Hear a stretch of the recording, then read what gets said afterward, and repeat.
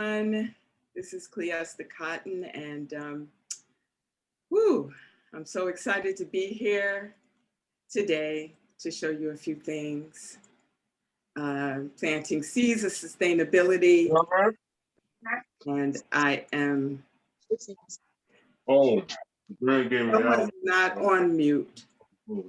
Someone is not on mute. I'd like to give a land acknowledgement. Like right out of the package. Peace and blessings, family. I stand on Cherokee territory in the Appalachian Mountains of Western North Carolina in the USA. I'm in gratitude to Mother Earth for the bountiful land upon which I stand and acknowledge my Indigenous American elders, ancestors, ancients. May their children enjoy land and food sovereignty again and forevermore. I'd like to extend my thank you to the City of Asheville and Bountiful Cities for the opportunity to be of service to the community as an organic grower in the gardens and here on the Community Garden Network. So there are a few questions that I will be asking you, and although you could take notes, can we mute everybody except for me, Issa? Yeah, let me go through and make sure, and I can manually do it if I see.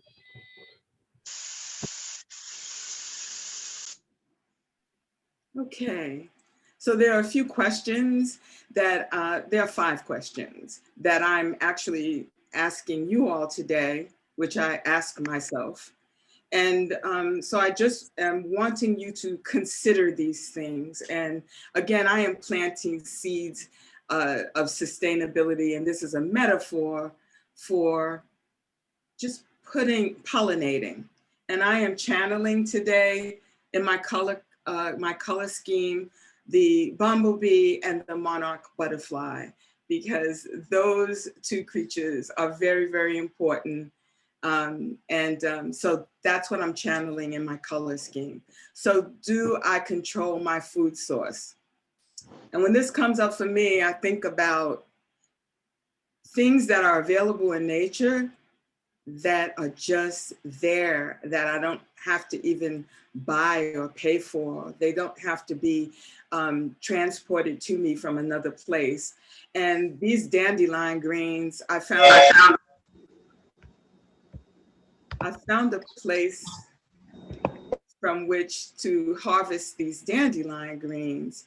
And they are delicious, and they provide iron to the blood. They send their roots deep into the soil and extract out the iron, and they bring that iron up through their root system and into their leaves, and they present themselves in these lovely green leaves that we can come along and wash and clean and put in the pan with some olive oil and some garlic and saute. You might want to squeeze a little lemon juice over in there, and maybe even you want to add, not maybe, I usually add a little bit of agave nectar or honey because the iron has a strong and powerful taste. And some people grow accustomed to it.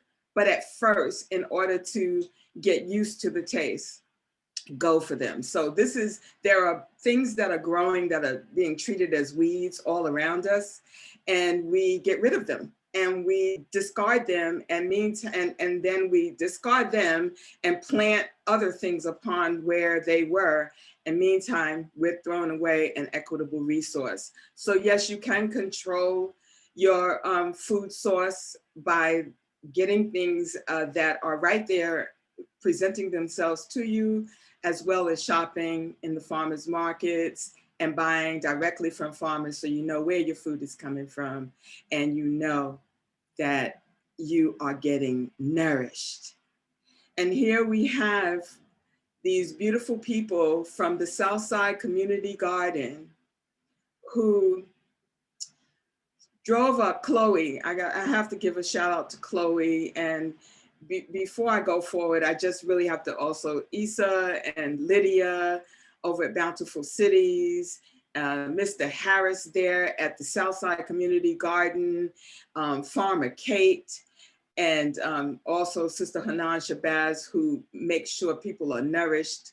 And so this whole group came over with an actual truckload of compost for this community garden that Cindy and Alan and I are managing now, these 5 10-foot raised garden beds, and they brought compost. And that compost was some of the richest compost I've ever seen. The worms were live, and it was I felt like it was my birthday. So this is a way you can control your source of food by growing it. This is a picture of the Southside Community Garden, and it's out back of the Eddington Center. And Mr. Harris is in there somewhere actually receiving a group of tourists, because Mr. Harris is one of the biggest pollinators that I know. And he goes around town and he shares information and he uplifts the Southside community and to retain the land sovereignty and community efforts that feed the people and educate the people. So this is the Southside Community Garden, which we consider the big sister garden to the Murray Hill Park Community Garden. So what choices in your childhood set the stage for the choices you make as an adult today? You know, I think about that, and I think about my childhood, and I grew up in the brownstones of Brooklyn, New York, and my family, my mother's side is from South Carolina, and my father's side is from North Carolina, and they brought things to Brooklyn that they were used to when they were young. And also, because Brooklyn is a melting pot of people from all over the place, people from all over brought seeds, brought plants. And so when you go through the backyards of Brooklyn, New York, it's like taking an international journey. And it's this whole beautiful moment of being able to see what people eat and grow in different countries of the world. So in my cooking, I just call it fusion. And the main influences are Southern African American, Indigenous American, Italian, Spanish, Puerto Rican, because a part of my extended family, they are from Puerto Rico, and I grew up with them in that family as well. And so you get to see and taste all of these beautiful things foods from all over the world. And I remember there was a time in my childhood that I would get so excited because it was time to plant the seeds. It was time to plant the seeds. And I was always out there in the soil doing something, making something. But as a child, to be able to smell the soil and put my finger in that soil and put a seed in and cover it with soil, pat it and water it. And I'd run out there each day to see if anything came up. And then I would see that first piece of green peek out of the soil. And to me, it was better than any toy you could give me. These things were important to my family, and they became important to me. And I see that they led me to these things that I'm doing now with food sovereignty and gardening and growing on a ledge. If I don't have space anywhere, you can grow food anywhere. So I want to know, maybe you could put a note, something that set the stage for you. And I spoke about the soil in Brooklyn. My cousin, who's on this call, on this podcast right now, she could tell you, the Brooklyn cousins, if we went to visit the cousins in Queens or in another borough, we put our water, our Brooklyn water, in mason jars and took our Brooklyn water with us because everybody knew that the water, the taste of the water in Brooklyn was better than anything you could ever taste. And the only water I tasted that was better was when I came down south to visit during my childhood, and I tasted well water for the first time. And I was like, oh my goodness. So the water is very fabulous in Brooklyn, New York. So this is an image of some basil coming up. And I just chose this because it is a part of a on the ledge garden, I call it, a little sliver of space I have outside and of where I live. And I will fill that space up with edibles and go and pinch off my herbs, grow my tomatoes, my beans, my peas, everything I could grow on the ledge. So you can grow wherever you are, get a pot, and make sure you share that experience with a child. So from my childhood in Brooklyn to this garden. Television show. Oh, a television show. Hello? Cleaster? Yeah, we are in the midst of it, Lynn. Welcome. If you could mute, and then we're going to unmute everybody, but welcome. I'm so glad to see you here, Lynn. Karen, that's Karen, okay. So this is the Glen Rock Community Garden, and this is a garden that I helped build and grow, and it has so much meaning for me because this garden was able to feed people, families, 9 months out of the year, produce. And that's really, really big for this little place. And on the right, you see the water container so that we get rainwater coming in there. And we had a compost, and then we had a little nursery in the back, but it grew enough food for 9 months out of the year. And I would find myself walking through grocery stores and passing all of these things that otherwise would take my money, and I could just get them out of the garden. Fennel, when you think about it, how much do we pay for a big bunch of fennel like this? Kale. Oh, I love these snow peas. And zucchini. You know, when you look at the zucchini, some people just let the flowers go, and you could get those flowers and stuff them, and they are delicious. And if you notice, some of the flowers will have some of the flowers. Like tempura fried. Tara, could you mute, please? Oh, sorry. Welcome. So when you look, some of the flowers will have a zucchini on the end, and you'll see one of the flowers will have a stalk. So the ones with the zucchini, those are females, and the ones with the stalks are the males. This was when I planted seeds, my watermelon seeds, and it began to grow. And it grows really, this vine that's fantastic. And then the baby watermelons show up after the flowers. And I won't show you a picture of the watermelon at full maturity because it didn't make it really. Actually, I grew three. Two, someone was hungry and came and got them before they were finished.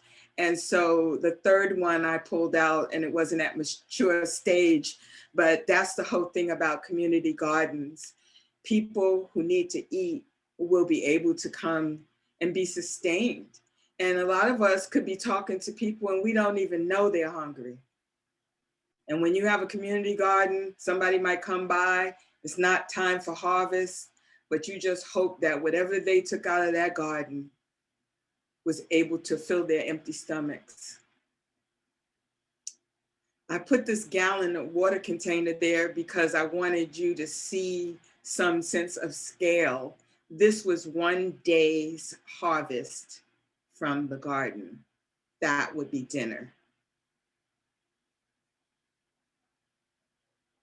I planted one teeny weeny strawberry start, and the abundance of strawberries that came out, this is one day's harvest from that little garden. So, am I mentoring youth in the art of living a healthy, sustainable lifestyle? So just ask yourself that question, and it could be youth that are in your family, but it could also be, you could be in your garden and a neighbor's child could walk by and see you gardening, and what they observe you doing could be a profound influence in their lives. So just know that every single little thing, like a seed, could grow into a bigger thing. And here I am doing what I am doing because the seeds were planted when I was younger. This is my Youth Artist Empowered students at the time, back in 2019. We're at the Eddington Center where our classes took place once a week, and bringing youth into the gardens. That's one of my goals now. And we got a micro grant from the Asheville Area Arts Council with the Arts Build Community Grant. And what we are going to be doing is I'm going to be working with some younger children in the community, the Grant Center, and we're going to be painting birdhouses. So you're going to see a lot of birdhouses, colorful little birdhouses pop up in the south side of Asheville, at the Eddington Center, at the Grant Center, the Southside Community Garden, and also in Mary Hill Garden. And when Southside Community Garden does their farmers market, there will be an economic empowerment component where the children could sell some of their birdhouses and make some money, which is an important key part. Do I connect to the land? And if so, how? Well, each one of you, just consider that in your daily walk through life. What way do you connect to the land itself? And for me, it's helping to build structures that will then house gardens to feed people. And this was this was 10 years ago when we were building the Southside, not the Southside, when we were building the Glen Rock Community Garden. How do I participate in self-preservation and stewardship of the planet? You know, when I used to think about sustainability and stewardship of the planet, it used to feel like a big thing that was too big for one person. And I think that this morning I was communicating with bees, and they communicated back to me, and they said, well, imagine if each bee decided this hive thing, this pollinating thing, flying to all these flowers and getting all this, it's too much for one bee, so I'm not going to do it. Well, if the bees did that, we humans would probably have 4 years before we became extinct humans. So we need bees so much that we can't live without them. And each bee adds to that entire superstructure.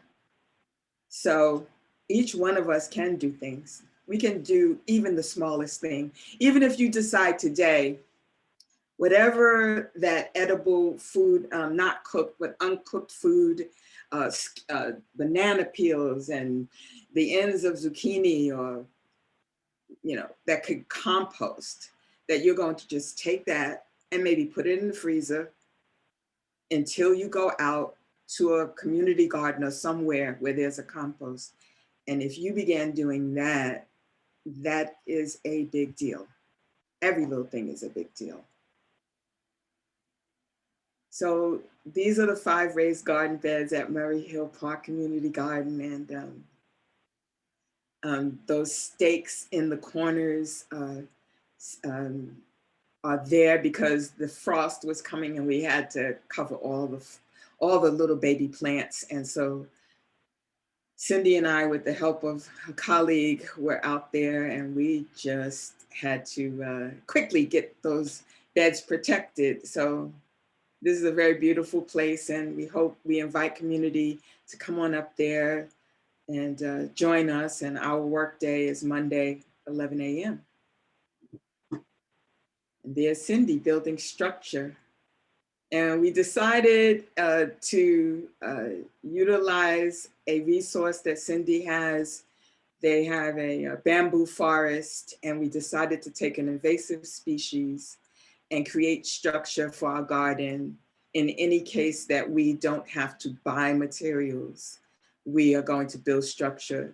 And so there is Cindy Allen building some structure for our garden.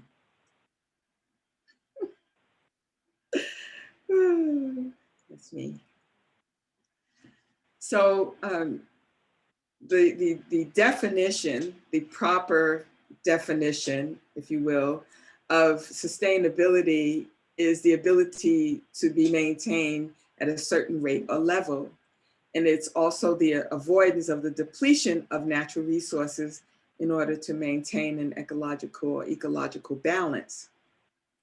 And when I think about that, for me, it's like planting seeds of sustainability is preserving the earth, our environment.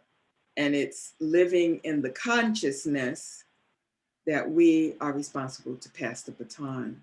So it's not just about us here now, it's about our legacy, where we leave a legacy of clean air, clean water, and food sources that are local and organic, and will we leave a mess? So each one of us can make a difference, like even if we start right here today, if we haven't done anything consciously, now you could start thinking about, okay, when I brush my teeth and I turn the water on and brushing my teeth, do I just let the water run, or do I wet that toothbrush and get that water, turn it off?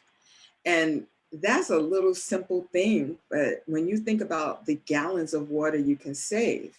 When I travel internationally and I visit my friends and extended family in different countries, and I am keenly aware of their water and their levels and how much I'm going to be using, I think, why not do that at home? Because we are here and we feel we have an abundance of everything, we will continue to have an abundance if we make proper choices now. So yeah, the interdependence, we all are part of this whole big, it's like a patchwork quilt or a gumbo, and each one of us needs the other. So I want to say, bless the monarch butterflies and bless the bees, because they are pollinating most of the food that we intake, the produce. These are the pollinators. So I'm just very thankful for them. And that's why I'm channeling my monarch butterfly and bumblebee colors today. And that monarch is right near this milkweed. And one of the things about the milkweed, which this monarch is on, is they need this plant. So if you decide, oh, I'm going to be planting in mid-May or whenever you decide to plant, the milkweed, they call it the butterfly flower, that gives monarchs a chance to live and grow their numbers again. They need the milkweed. They need to lay eggs and have those have themselves reproduced there. So it may seem like a little thing just to plant a milkweed, but it's really it's a powerful, positive thing to do. So this is a great blue heron that I photographed. There is a place, a water stream that runs from East Asheville through the Southside community here and into the French Broad River. And it has received a name called the Nasty Branch. And I would love for them to clean this up more. I would love that. And I want to say, I have witnessed over the last decade wildlife like this in this stream that I know if it was as bad as people say it is, they would not survive here. And this is a great blue heron fishing on either smallmouth or a largemouth baby bass.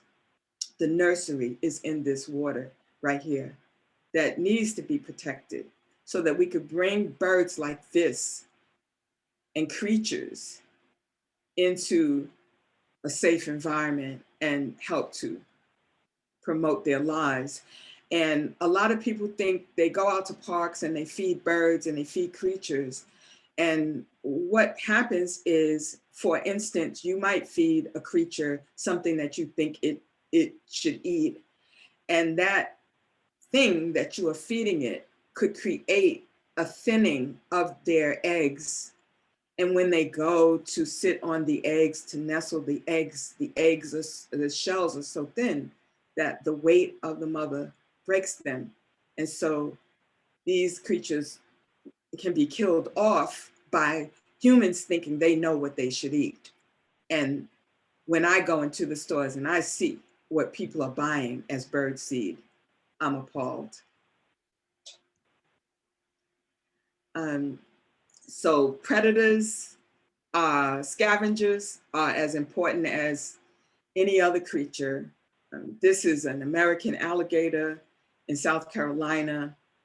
I don't know if you could see, I can't see it right now because it's not in color, but I was fishing in this water and this gator came along, and necessary creature. They take off things that die or sick and dying, and they have a part in the whole balance of things. So I'd like to say, teach a child or children and see ourselves in the cycle of life, like the bees and the alligators and the great blue herons, and even mushrooms. You know, I was doing the organic growers school conference, and I was learning about mushrooms and the mycelium, these like little veins, if you will, these little teeny root systems just go out underground. And the mushroom is actually the fruit of the organism, which is a mycelium. So the mycelium, all these little teeny, this network. And one of the things that I learned is that there was a sick tree, and the mushrooms, their mycelium, no, not the mushrooms, mycelium, the mycelium actually healed the tree through its underground network of nutrients and resources, and opening up the soil so that the oxygen and air could get through. And it's like the cycle of life is a beautiful thing. And when you see yourself in it, you could see a bee and not swat it or kill it. You could see an earthworm and know, yes, this is some soil, you doing your thing. So yeah, I think that that's an important piece right there. And here's the bee on milkweed, a type of milkweed. And this bee, I took this picture down in Moultrie, Georgia. Okay, so how to assist in the natural healing of those in my life. That came through nature itself, helping others who had pathologies or just anything going on with them. I learned through nature itself and my grandmother and my great-grandmother and my aunts and my sister that there's something in nature that could help whatever that illness is. There's something, a plant out there that could help you. And I also, in the 1980s, I trained with doctors, they call him Dr. Sebi and Ma'a in Brooklyn, New York, who have done miraculous things in natural healing. And I learned a lot that I didn't know during that training. So it's fantastic. Just really, I think the biggest thing that I was able to do after working with them years later, a couple who couldn't conceive for 7 years, I worked with the mother, the female of that couple, and they gave birth to my goddaughter. So that to me was a blessing. Utilizing what we know to help the people in our lives is really, I feel, quite important. So select the seeds you want to sow, and it literally and figuratively, and you will help sustain your wellness, the wellness of your family, and that of the planet. And I wanted to show this little seed, and the seed leaves the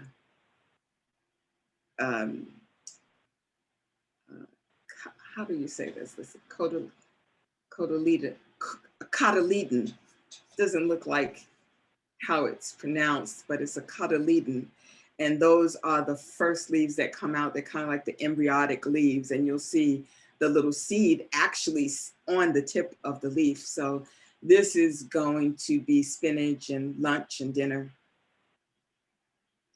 And we also did some preserving, learning how to preserve. This is salsa that we did at the Southside Community Kitchen. Sister Hanan Shabazz, we trained and learned how to put things up so you could extend your season longer and put up things to be able to give to others who are in need during lean times. And you could eat without, this is a raw soup.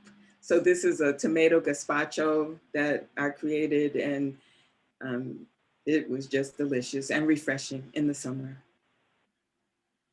And I fish, and that fishing in North Carolina is utterly spectacular. And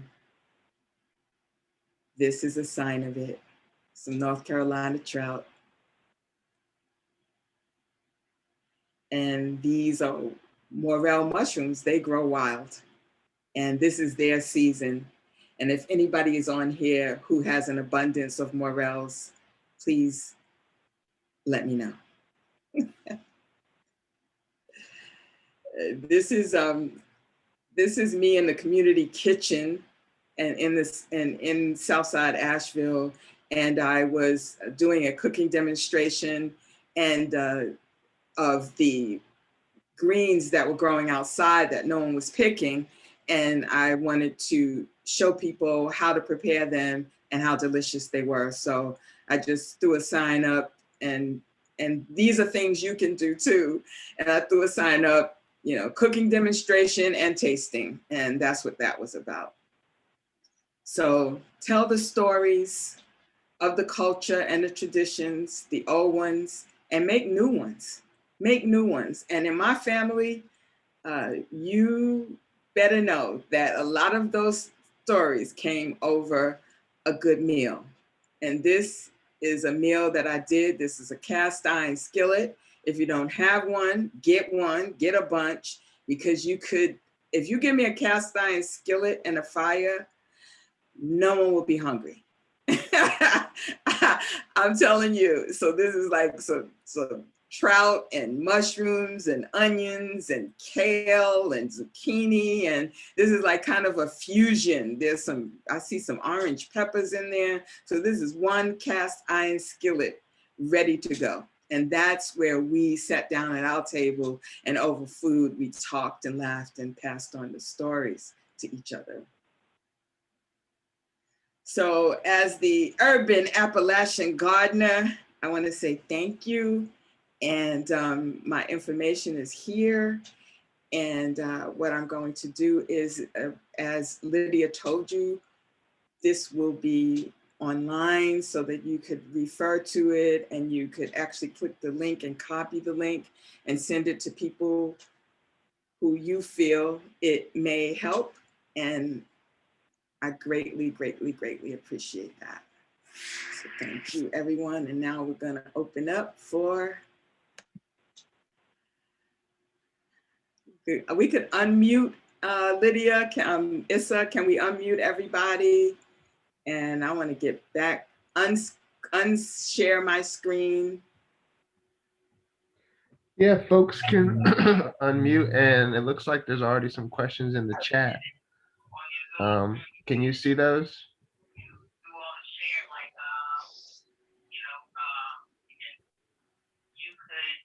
Wow. Okay. Composting. Right.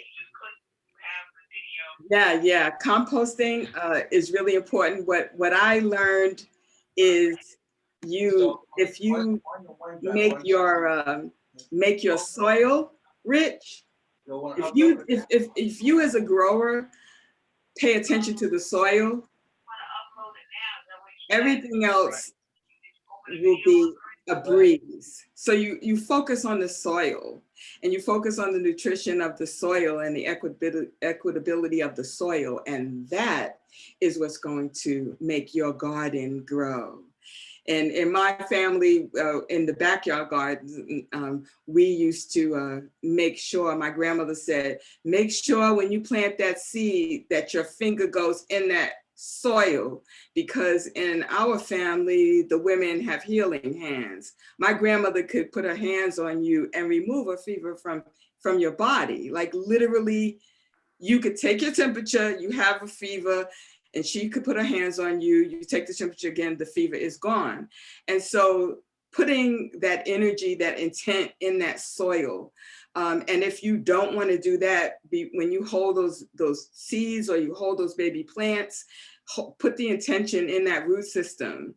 And if you can't, like sometimes when I see a plant needs help, when I water it off of my fingertips. So the water hits my hands and then goes onto the plants for that energy.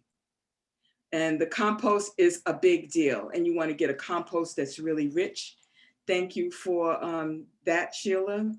And Nancy, you planted strawberries? All right, Garrison's Beach in Brooklyn. Nancy, hold on. Nancy, can you unmute Nancy for 1 second? Thank you. Nancy, tell us what you put in the chat. So when you were telling the story, it just, we didn't plant much. We had a fig tree in our yard, and none of us liked figs when we were young. So we had a neighbor, his name was Mr. Ianello, and the fig tree was up against the chain link fence between our yards. And my mother told him, go ahead, take as many as you want. He would just come and pick off the fig and eat it. And we were like, ew, But when we got a chance to plant strawberries, that was a big deal. There were 12 children in my family and my parents, and I don't know how my mother did it. We didn't plant and grow much, but nowadays that's my goal right now, that's why I tuned in, because I really want to start planting, even though we have the hot Arizona sun and the hot summers. I picked up seeds today just to put some sunflowers in my yard. So I'm starting there. Yay. Thank you. Start wherever you feel it. Thank you. Can you unmute Sheila? Sheila, I wanted to, where are you? Okay. What you mentioned. Oh, about Sister Ambrose? Is that what you mean? Yeah. So in 6th grade, I had this ancient nun who grew up in the Appalachians, and but I grew up in Westchester County, New York, and she explained to us about composting. And so I, to my mother's horror, started a compost heap in our backyard. And I grew beans out of it, and just like green beans. And it was just very exciting to me at that age to be able to do that. I felt I felt like I had some power. Yes. Great. Thank you. Very empowering. Thank you. If you wrote in the chat, who's that? Jeanette? Can we see Jeanette? Can we hear her? Can we unmute? Hello. Hi, Jeanette. My mom's family was Upper Midwest farming family, and they moved to Asheville. So even though I live in Durham, I lived in Asheville for a great part of my childhood. And my grandma, who is almost 97, still lives in Swannanoa in her home and still gardens. And she currently has 15 chickens. And she would always have a family garden. And for a while, my great grandmother also lived on the property. And I have very fond memories of my very serious Depression era great grandmother going out to work in the garden, weeding and hoeing and everything, in her old lady dress and her heeled old lady shoes, and she would carry her purse because she did not, when she left the house, her purse came with her, and she would put it at the end of the row. And so she would do whatever her daily gardening chore was. When she got to the end of the row, she'd pick up her purse and put it on the next row and then start down that row. And it wasn't fancy, but we always had extra vegetables. And my mom was one of 6 children, so there were a bunch of us grandchildren and great grandchildren around, and there was always tomatoes and green beans and peas and beets, which I didn't like, but had to have those in there. Yeah. So I have good gardening memories, and I've got a couple of things going on here in Durham. My cucumber seeds have just popped up, and I think I have some tomatoes left over from last year that are starting to sprout already, which may be too early, but we'll see what happens with them. So thank you for sharing your gifts, Cleesta. And art in the garden is always important. Thank you. Thank you. Thank you. Let's see, Karen, where's Carol Anders? What did you say? Where's Carol? Is she still here? Hi, can we unmute Carol? No, I just wanted to know from my kitchen, what scraps can I use to put into like a compost bucket? Because I know I throw away stuff like eggshells and other things that could be good compost, but what other hints do you have? Those are good. Any of the vegetable peelings, the peels from your vegetables, that's what, and fruits, in pits. And yeah, I would just, there is actually a list that you could, refer to. But for me, I look at it as what I know will break down in the soil, what I know will actually turn into nutrients again. And yes, eggshells, yes, the vegetables and the fruits. I tend to stay within the vegetables and the fruits. And I recommend people who have eggshells to use those as well. And just compost them. And there's many different ways, you could closed compost, open compost. There's many different things, but you just want to, you want to make sure that you cover it so that it's not attracting, pests and all of that. And so you want to make sure you do that. But composting is an entire science, and it's really important because the soil being nutritious that is the thing that we want. And so we don't have to throw those things out. We could reuse them and repurpose them. Carol, thank you for having me on your radio show the other day. I appreciate that. You are a great host and you bring so much out of me. So that's Dreamers and Doers, Carol Anders. 103.3 everybody, FM here in Asheville. Okay, who else was in the, let's see. What's up, Dina? Cleo? Who? Rudy, how you doing? Where's you? Come on. Rudy, hi. Hey, babe. Hi, what do you want to say, comment, or? No, I just got in to catch you. I'm just listening to see what's happening right now. Oh, okay. Okay, so mute your mic and when you're ready to talk, we'll unmute you. Okay. Thanks, Rudy. Let's see, who else? Dina, you have something in the comments. Are you here still? Dina Collins, can we unmute Dina Collins? Yeah, I'm still here. Hello, everyone. Good to see so many faces in this platform. I am here just to absorb information, to be in community. And what I would like to share is just to circle back to something that Cleesta had mentioned about your weeds. There's outside of dandelion greens growing in the wild, there are quite a number of things in the wild that you can go foraging for. So I urge everyone to find a naturalist, a gardener, someone who is doing walks in parks so that you can learn what is growing wild that's edible. There are wild carrots growing. There's something that's called poor man's peppers.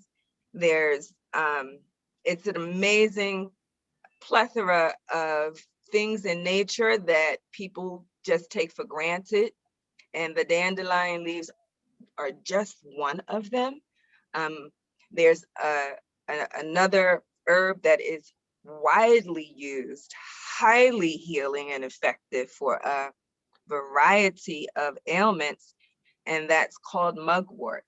And it grows high in every open lot, all of those high things growing in open lots that you see that look like weeds that have like one color on the top of the leaf and then another color under the leaf.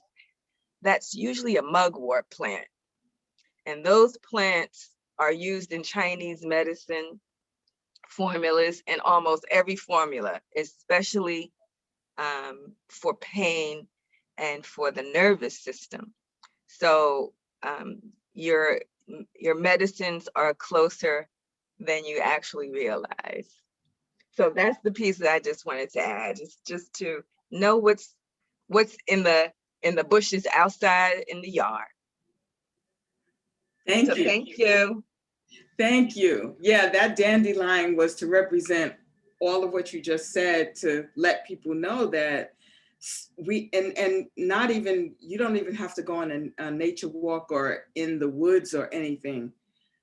The dandelion that you saw there, I found at the edge of a garden that was like eye high as I would walk through the community. And there was this dandelion and it was looking so good. And I knew they were going to cut it and if I didn't get it. And so we have these things growing, especially in Asheville, North Carolina. We have these things growing all around. We walk past them all the time. And taking a walk and doing foraging, we have many companies, many individuals who are entrepreneurs who offer those services in Asheville. And when you go in the woods here, you can find absolutely everything. People travel from all over the world because of the diversity here in Asheville. And we have people, you want mushrooms, you go to the mushroom dude and go foraging with him, or you could get specific if you want to. But we're passing these things on our walk down the street. So if we get the books that will help us to identify these things, we have things growing that are so equitable. And then what happens is people go to the natural grocery stores and buy the tinctures and buy these things when they're right there in their natural form, free.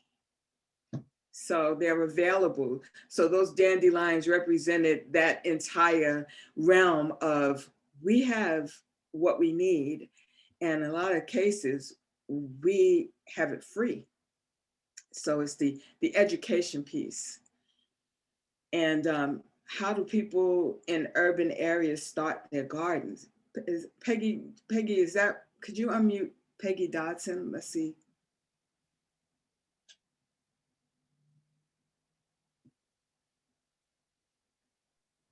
Thank you. Hi, Cleesta. Hi, Pegs. Hi. Thank you so much. This is so awesome. And you need to be on TV every day. We're going to make that happen because this information needs to get out to everyone.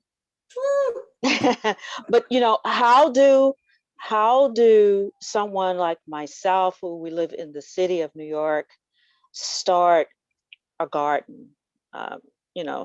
We just, so tight places and things of that nature. What do we do? Were you talking about a community garden where other people? I'm talking about a garden if I wanted to start and grow something on my own. Well, for me, I grow on whatever ledge, whatever back, if it's a back, any place that can get some sun and some oxygen, I will find a pot to put there. So that's one of the reasons why I showed you those little plants in the little pot, because I want you to know that where you are right now, where you stand, you can grow something, and it's going to empower you, and it's going to be food for you. And so community gardens, that's a different thing. Bountiful Cities partners with the city of Asheville, New York, and they help locate these places where someone like people like Cindy Allen and myself could go and revitalize the garden. I mean, it was like out there for maybe 3-4 years, and we had to do a lot to it to get it to where it is now. But the city, and thank goodness for Bountiful Cities, because these programs help keep these gardens growing and help keep food in the, on the plates of the community. But wherever you are, whatever you're doing, if you could only fit one pot, go get one pot, get some soil, put your finger in there, put in some seeds and water it, and start right where you are. And then all of a sudden, because plants are magical, things begin to open for you to have more space. And that's what I'm manifesting land of my own so that I could do my children out in the garden education arts piece, and help to grow, help to feed people, food sovereignty, land sovereignty, and art in the garden. And my time is up. Issa? Yeah, do you? Hi. Hey. Let's Well, see. let me just say, if I didn't answer your question, or if you, I'm going to look to answer these questions. I'm going to take them on to my Murray Hill Community Garden on Instagram, and I'll take it to my Urban Appalachian Gardener on Instagram, and I'll make sure everybody's questions are answered if I know the answer. And if I don't, I'll research it or whatever, but no one should be able to go away without having your questions answered. And this was planting seeds so that you are empowered in every way to go and start and do it yourself, or to continue to do it. And I'm honored, I'm thankful for to be here. And Issa and Lydia, Chloe, Mr. Harris, Kate, Cindy Allen, Sister Hanan Shabazz, who are helping me in this effort. Thank you. Thank you so much. Thank you to my family. Thank you to my tribe. You know who you are. Love you. Peace, blessings, and hopefully I'll see you another time like this. All right, baby girl. See you later. Bye.